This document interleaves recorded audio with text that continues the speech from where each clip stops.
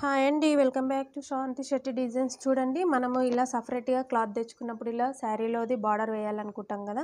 మనం హ్యాండ్స్కి ఇలా ఇది సపరేట్ క్లాత్ కానీ బార్డర్ వేసాం. ఇది ఎలా వేయాలో నేను ఈ వీడియోలో అయితే చూపిస్తాను. చూడండి, మనం ముందుగా హ్యాండ్ని ఇలా స్టిచ్ చేసి అయితే పెట్టుకోవాలండి.